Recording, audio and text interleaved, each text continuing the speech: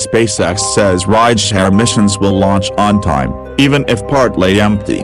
SpaceX plans to launch regular Falcon 9 rideshare missions starting in March and won't delay launches for tardy customers, a company executive said October 8.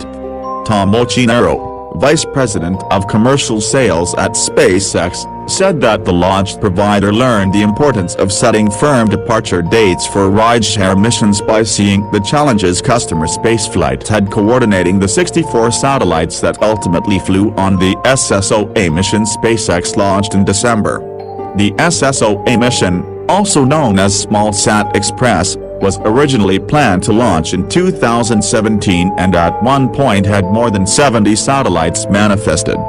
Spaceflight has described its SSOA rideshare mission as a challenge to fill since customer readiness tends to fluctuate and the Falcon 9, capable of carrying 22,800 kilograms to low Earth orbit, is a relatively big rocket to fill. Ochinero, speaking at the Satellite Innovation 2019 conference here, said SpaceX won't stop mission timelines to fill empty space or wait for late smallsat operators. "We're going to fly even if it's not full," Ochinero said. "We are just going to set it up so that the ride is a reliable thing that people can count on." Ochinero said smallsat aggregators face a challenge akin to herding cats when trying to get several customers already at the same time. "It's a tough place for an aggregator to be in, and it's a tough place for the end customer to be in," he said. "That's why we're taking the risk." SpaceX's first self-managed rideshare mission, a Falcon 9 mission to sun-synchronous orbit, is scheduled for March. After that, SpaceX intends to launch dedicated rideshare missions to sun-synchronous or polar orbits every quarter. Also starting next year, SpaceX will offer monthly rideshare opportunities using room on launches of its own Starlink broadband satellites.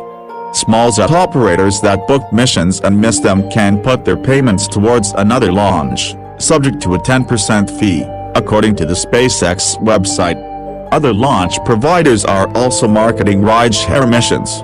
Arianespace's first all-smallsat Vega mission is scheduled for the first quarter of 2020, Stella Gillen, Arianespace's vice president of sales and marketing, said here. That mission was delayed from this year due to a Vega failure in July that was traced of the rocket's second stage.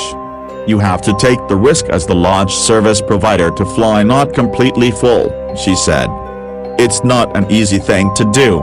Vega is a light-lift vehicle designed to carry around 1,500 kilograms to low Earth orbit."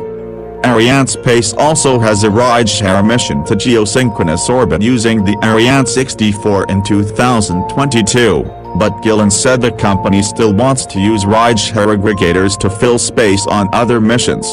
"I think what we are going to see more and more is not necessarily fully rideshare missions, but missions that have anchor customers or main payloads in rideshares," she said.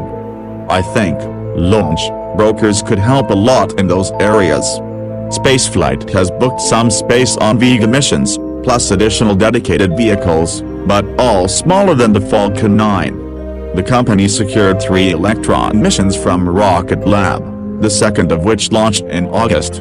Spaceflight has also booked and fully manifested the first commercial mission for India's new small satellite launch vehicle, and at least one mission with Relativity Space's upcoming Terran-1 rocket for a late 2021 launch.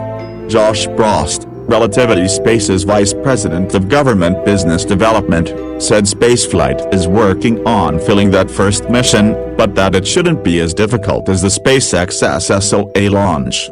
They are still trying to aggregate enough small satellites, but again, by buying a smaller launch vehicle for less money, they need to herd fewer cats together to make a mission work, Frost said. "Hey guys, I need your help. Please subscribe this channel. I will always grateful for your kindness. Have a great time ahead."